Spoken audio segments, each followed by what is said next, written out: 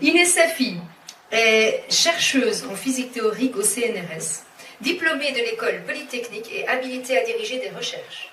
Ses travaux sont internationalement reconnus et offrent des théories pionnières pour comprendre les propriétés de systèmes électroniques de taille extrêmement petite, donc nanométrique, décrits par la physique quantique. En parallèle, elle se passionne pour la philosophie et l'histoire des sciences, tout en les articulant avec le dialogue des cultures et l'engagement féminin.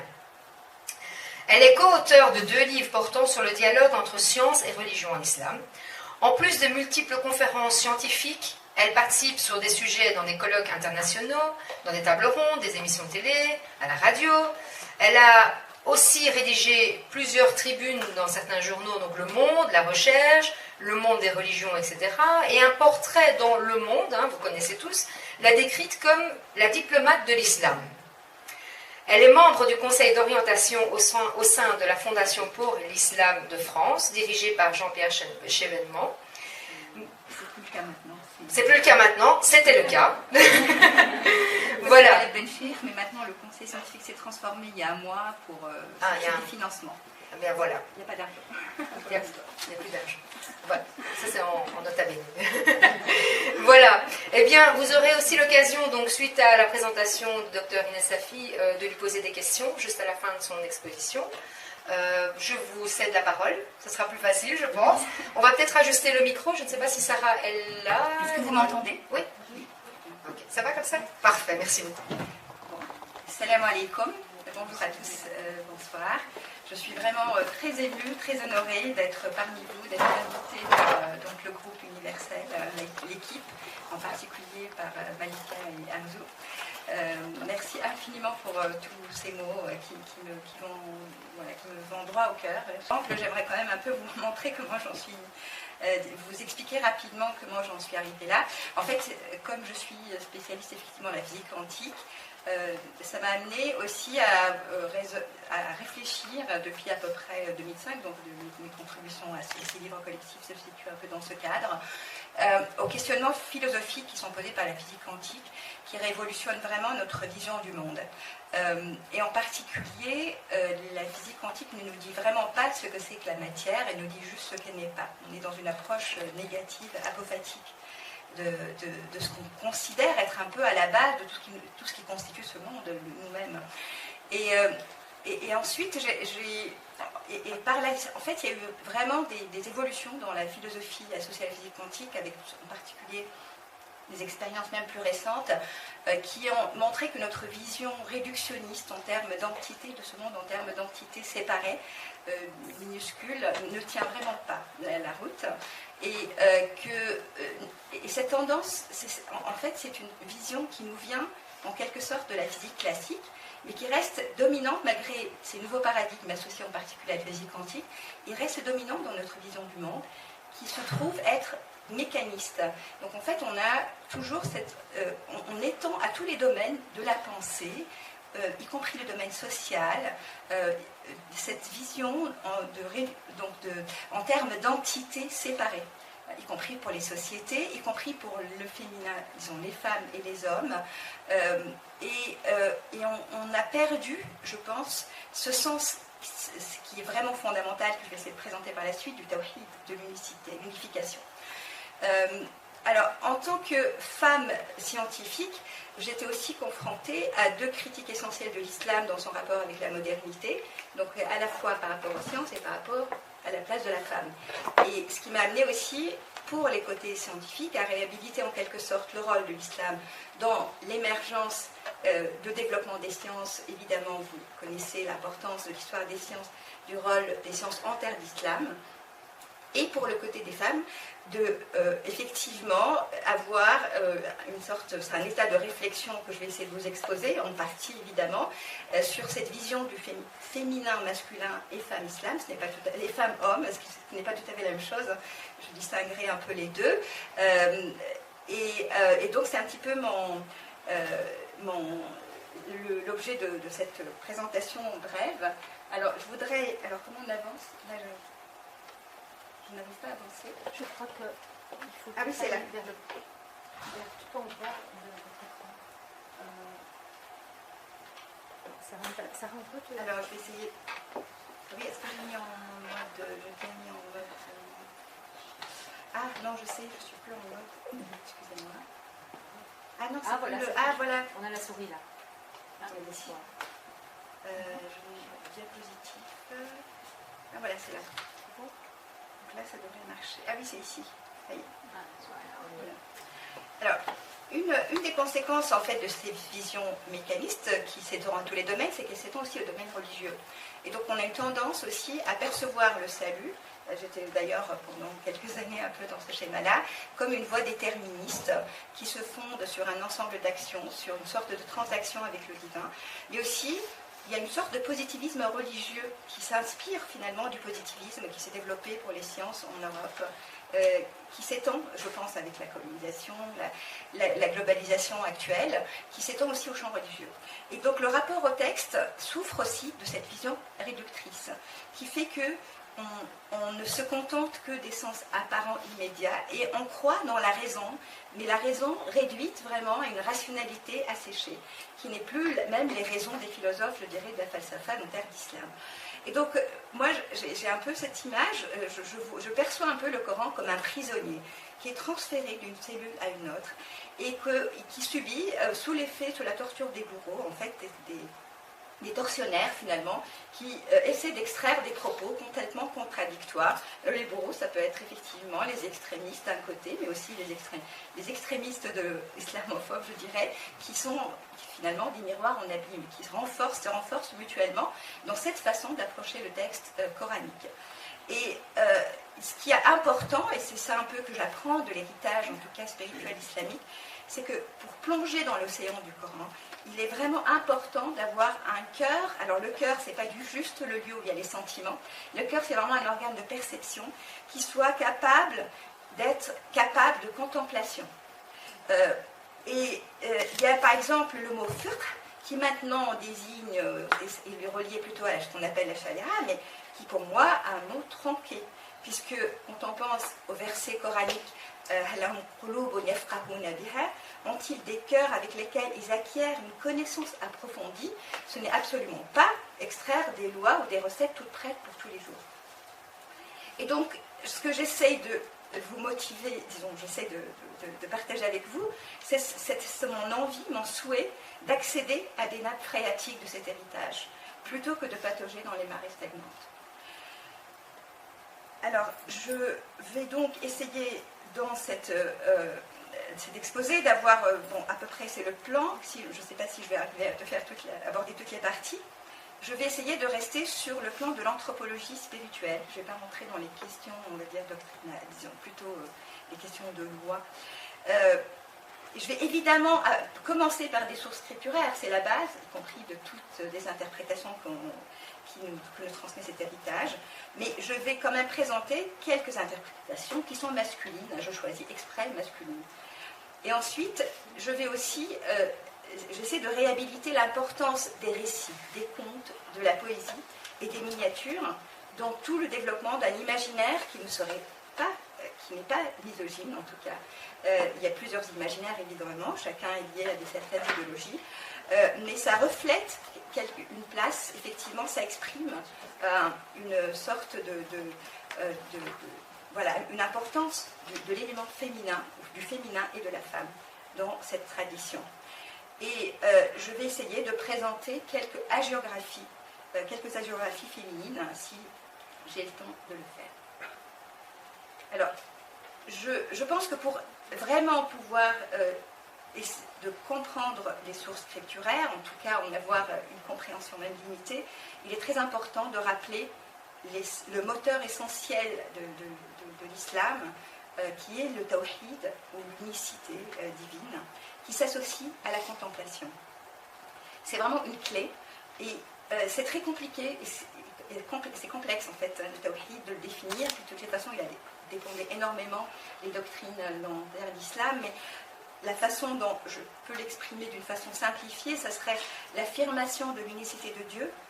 Et la conséquence de cette affirmation, c'est l'effort d'unification qui doit être mené par chaque aspirant sur la voie, en lui-même, dans sa communauté, mais aussi dans toute l'humanité et même dans le monde, avec toutes ces créatures. Et pour y aboutir, je dirais que c'est la contemplation des signes de Dieu. Le mot signe est un mot qui apparaît vraiment très fréquemment dans le Coran, qui est ayat. Et ayat, ça désigne à la fois les versets coraniques, mais aussi les ayat, les signes de la création. Et là, on a en fait une sorte de similarité, de correspondance entre le livre coranique et le livre cosmique. Et cette contemplation, c'est elle qui nous aide à connaître les attributs divins. En fait, les attributs divins se manifestent, ce sont des théophanies qui se manifestent à chaque instant. Et c'est ainsi, en les connaissant, en fait, leur connaissance ne se réalise qu'en les réalisant en nous-mêmes. Et c'est en réalisant les attributs divins que le tawhid, qu'on aspire en fait, qu'on recherche le tawhid. Et donc, les qualités, je dirais, ce qu'on appelle akhlaq, l'embellissement du caractère, ce n'est pas juste une morale aride, c'est vraiment une voie d'unification, puisque ce sont al-Rahma dont je vais essayer de parler, donc, qui est l'amour rayonnant de Dieu vers ses créatures. On se part de cette Rahma, c'est pour réaliser l'unification. C'est au-delà même d'un code de conduite. Et je cite rapidement l'émir Abdelkader dans les Alt al-Mawaqif qui dit celui qui s'épiphanise est un. Alors ici j'ai mis exprès en fait la couverture d'un livre coranique avec des fleurs pour suggérer cette analogie entre le livre de la création et le livre coranique. Maintenant cette unité se déploie à travers la multiplicité et un verset qui l'exprime très bien et que vous connaissez en tout cas si vous êtes musulman, pour ceux qui sont musulmans. يا أيها الناس إنا خلقناكم من ذكر وأنثى وجعلناكم شعوبا وقبائل لتعارفوا إن أكرمكم عند الله أتقاكم. Ô être humain. Alors An-Nas en fait n'a pas, c'est ni féminin ni masculin. Al-Insan c'est l'être humain. Donc j'essaie toujours il y a des traductions on va mettre homme, même avec H majuscule ça ne me satisfait pas, je mets toujours être humain quand il y a de Insan. Vous avons créé d'un mâle à partir d'un mâle et d'une femelle, et nous avons fait de vous des nations et des tribus pour que vous vous entreconnaissiez. Le plus noble d'entre vous auprès d'Allah est le plus consciencieux de sa présence. C'est comme ça que je vois At-Taqwa. Allah est certes omniscient et connaissant.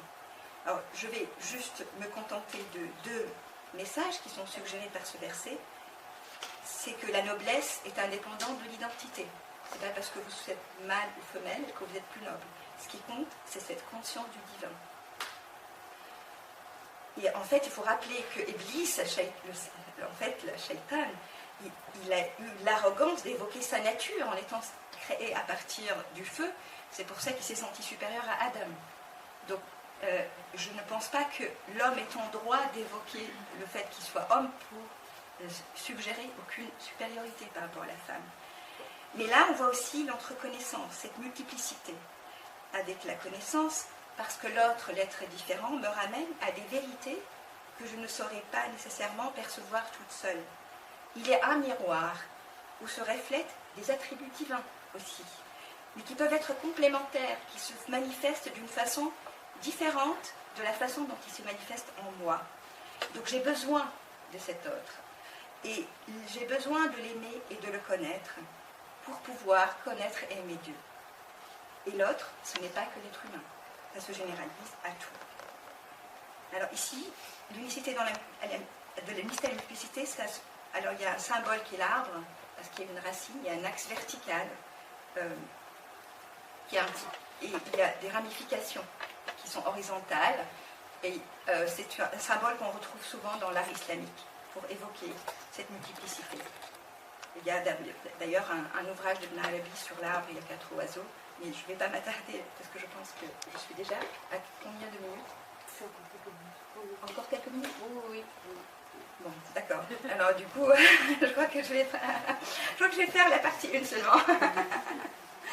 Alors, maintenant, l'égalité de la vocation spirituelle. Il y a une conséquence de cette vision unificatrice, c'est un verset en fait qui se reproduit à plusieurs reprises là aussi. C'est khalaqakum min nafsin wahida, il vous a créé à partir d'une âme unique. Et en fait, certains vont dire c'est Adam, non en fait, je ne pense pas, en tout cas dans plusieurs interprétations d'érudits, dont celle de Cheikh Alawi que je vais mentionner, qui considère donc que c'est un saint algérien du début du XXe siècle, il considère que c'est la source du cosmos entier. Donc il y a une sorte, vous voyez, d'unité, hein, et je trouve que ça c'est très intéressant par rapport à la crise écologique, une petite parenthèse que j'ouvre. Je voudrais aussi mentionner un verset qui me parle beaucoup, c'est Al-Mu'minuna wal-Mu'minat ba'duhum awliya'u ba'd, mais je vais arrêter de lire en arabe, sinon je ne vais pas avoir le temps. Donc les croyants et les croyants sont alliés. Alors le wilaya, c'est un concept très important, très fort, puisque les saints eux-mêmes sont des awliya Allah. Ce sont les amis ou les alliés de Dieu. Et là, ce sont les croyants et les croyantes qui sont alliés les uns des autres. Vous voyez la symétrie quelque part et la co-responsabilité. Ils sont tous les deux des lieutenants de Dieu sur terre. Il n'y a absolument aucune différence entre les deux. Il y a un hadith aussi qui est aussi très important, en tout cas aussi dans la doctrine d'Ibn Arabi en particulier. C'est les femmes sont semblables aux hommes. Et je ne sais même pas si le mot semblable peut traduire la force de ce que veut dire shaqiq, là aussi. Alors maintenant, évidemment, cette égalité de vocation ne veut pas dire que le féminin et le masculin ont été exactement de la même façon, puisque là aussi, je vous ai parlé de complémentarité. Donc il y a des aspects qui peuvent être plus renforcés chez les féminins, et en particulier le symbole de la femme créatrice ou du féminin créateur. Et en fait, la basmala, donc qui est la formule d'inauguration des chapitres coraniques, évoque Ar-Rahman, qui traduit par Maurice Clotan, comme je vous ai dit, je vous ai parlé de rayonnant d'amour, matriciel. Alors, Rahma et Hub sont un peu différents parce que Rahma, il se fait dans un seul sens, de Dieu vers les créatures. C'est pour ça qu'il n'y a pas le même mot que Hub en français, qui est si réciproque. Et c'est un nom qui synthétise tous les noms. Il est très important. C'est donc un principe féminin qui est en œuvre dans la création, qui est incessante. Et ainsi, il y a une sorte d'analogie là aussi entre la basmala qui ouvre les chapitres coraniques et la rahma qui a ouvert aussi la manifestation du livre cosmique. Parce que Dieu a délivré les noms divins et les entités immutables, en fait, de leur oppression. Elles réclamaient la manifestation. Il y a aussi un al-kitab, ça peut aussi faire entendre la mère, donc le féminin, d'accord. Ça peut aussi être un prototype, mais c'est la source de la parole divine. Et en fait, je vous ai parlé de l'arbre béni, Ash-Shajar al-Mubarak, à ce symbole. Le trésor caché, c'est un trésor caché des racines. C'est encore le non manifesté. Ensuite, alors je reviens à cette idée du miroir. Les théophanies sont des miroirs de Dieu.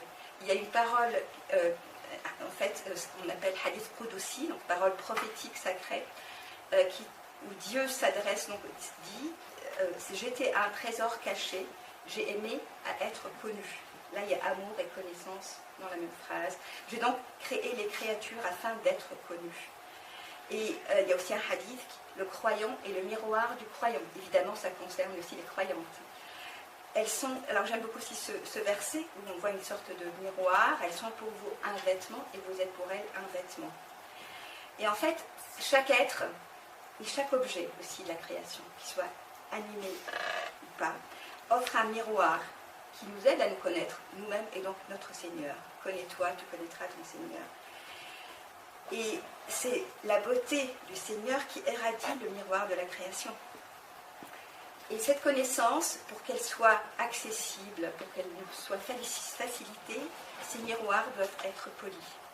Et donc c'est en aspirant, c'est en cherchant à les perfectionner, à les polir, que nous pouvons participer collectivement à ces jeux infinis de réflexion lumineuse.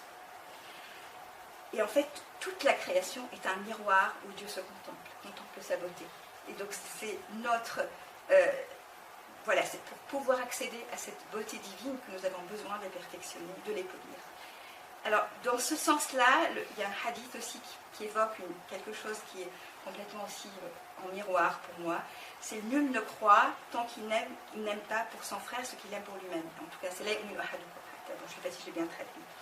Vous voyez que là aussi, c'est encore un sens qui est au-delà de la morale, parce que on aime pour les autres aux voies de connaissance, mais dans le récit, elle-même, alors j'ai d'autres, je ne vais pas encore vous montrer les miniatures, elle l'accueille dans son palais, et elle l'initie par tous les récits qu'elle lui fait. Il y a une initiation de la femme, et ça apparaît aussi dans le récit des 7 princesses de Nizami. C'est un peu analogue à Shahrazad, au roi de Shahrazad, qui par les contes, en fait, elle assure l'évolution, hein, je dirais, c'est elle qui transmet la sagesse. c'est un platane en fait automnal qui surgit ici. Je ne vais pas vous lire le poème, en fait je l'ai raccourci, il est vraiment très beau, mais vous voyez à un moment, répandant d'ambre gris, alors attendez, à un moment, alors je crois que j'ai supprimé cette partie, à un moment c'est sa chevelure qui tombe sur le visage, et la chevelure c'est vraiment le symbole de la multiplicité, on le trouve aussi dans un très beau poème de Hafez sur les cheveux. Et là c'est un miniaturiste important, qui est un peu le chef des ateliers de peinture de Herat. On est en Afghanistan, ça a été fait, d'accord. Le même miniaturiste a réalisé aussi cette miniature pour Leïla et Majnoun, pour Nizami. Et là, on retrouve le même arbre, donc je ne vais pas le commenter. Là, ce qui est très intéressant, c'est que d'abord, on est dans une mosquée, parce qu'en fait, il y a un verset au c'est le mihrab, qui est la niche de prière, qui est le lieu central de la mosquée. Et vous voyez que Leïli, elle est dans le mihrab. Et en fait, alors là, je m'inspire d'une interprétation de Michael Barry, qui est spécialiste de ces miniatures, qui est à Princeton, et qui, parce que moi je ne lis pas le persan malheureusement, et qui en fait nous déchiffre ce qui est écrit en bas. Le voile a été enlevé de sa beauté. En fait, c'est le vent, parce que c'est ce que dit aussi le poème de Nizami. Le miniaturiste est tout à fait, exprime d'une façon très frappante le poème. Et en fait, elle est entourée de l'immanence et la transcendance. Ce sont encore des femmes, des jeunes femmes. Et là, il y a Majnoun qui est au-dessous de l'arbre. Oui, voilà, c'est ça.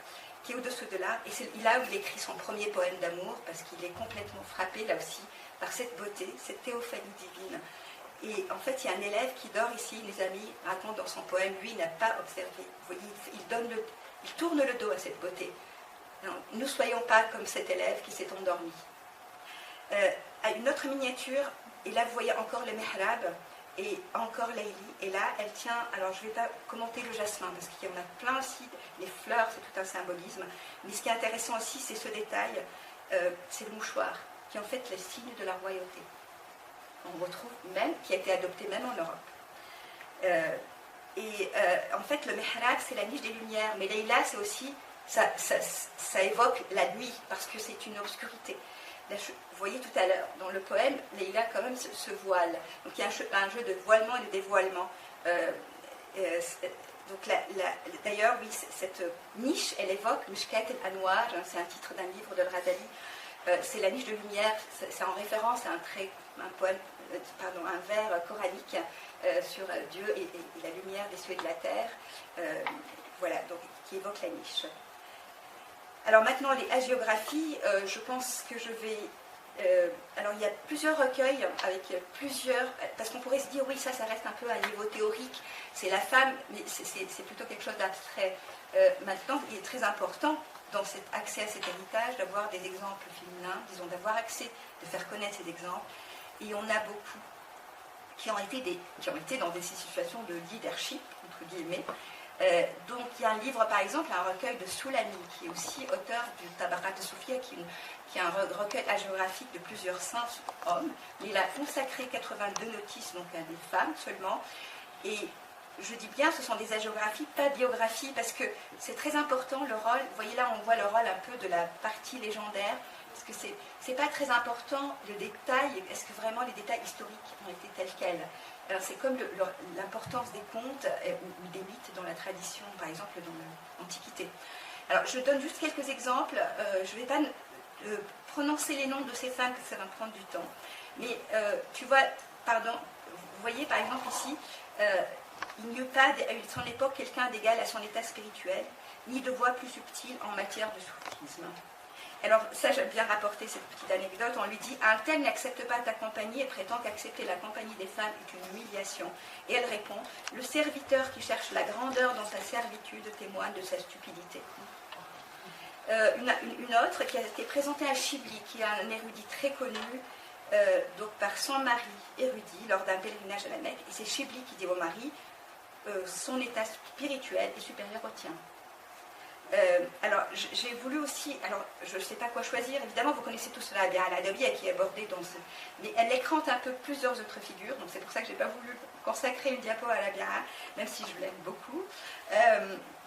Celle-ci, donc, cette sainte, a impressionné Ahmad ibn Hanbal. Et je le mentionne parce que Hanbal, est associé au hanbalisme, donc l'une des 4 doctrines du sunnisme, et souvent associé à l'extrémisme religieux.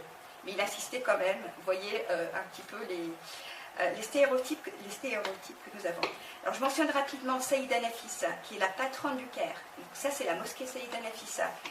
Elle est issue de la famille du prophète sallallahu alayhi wa sallam, qui est en fait qualifiée de dame précieuse en sciences et en gnose, et qui était enseignante. Donc là on trouve un autre fondateur de l'une des 4 écoles, Imam Shafi'i, donc il la considère comme vraiment son guide spirituel, en tout cas il l'a consulté, et c'est elle qui a dirigé la prière mortuaire pour Imam Shafi'i. Fatima de Nishapour, qui était guide spirituel de 3 grands noms aussi du soufisme, son époux d'abord, Abu Yazid al-Bistami et Zunnoun el-Nisri, très connu. Et Zunnoun el-Nisri, là aussi une petite allusion à la nature, rend hommage à celle qui lui a appris à percevoir dans la nature les chants de louange à la gloire de Dieu.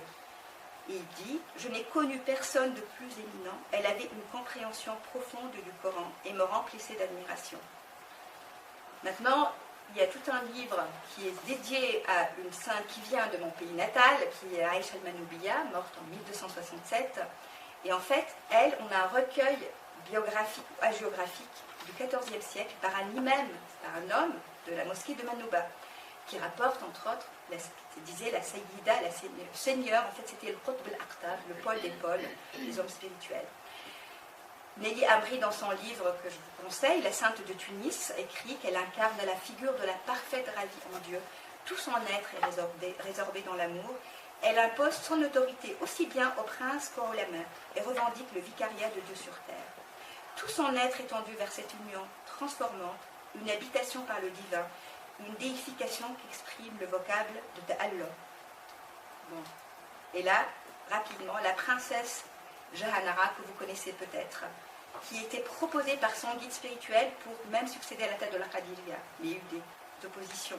Et là, ce qui est intéressant, c'est que ça, c'est vraiment son portrait en miniature, et que ça, c'est un colophon d'un manuscrit autographe par elle, Confident des esprits. Donc, elle a un livre, d'abord d'initiation, alors qui parle de son propre cheminement, mais des biographies à la fois de son maître et de Mohaddin el-Chisti. Et je vais m'arrêter là avec juste ce poème de Rumi. Je vous remercie de votre attention. Désolée. Pas de problème, merci beaucoup. Voilà. Moi, je ne sais pas vous, mais j'aurais pu encore l'écouter quelques heures, et d'autant plus que l'incarnation de l'amour de Dieu à travers l'amour d'un homme vis-à-vis d'une femme, ou même bien plus dans tous les exemples que tu as utilisés, se rappelle ne fût-ce que, parce que beaucoup de monde le sait en réalité, mais se rappelle, et puis les sources, en fait la théorisation de tout ça, je pense que c'est plus qu'inspirant en fait, hein, c'est magnifique, bravo, merci beaucoup en tout cas.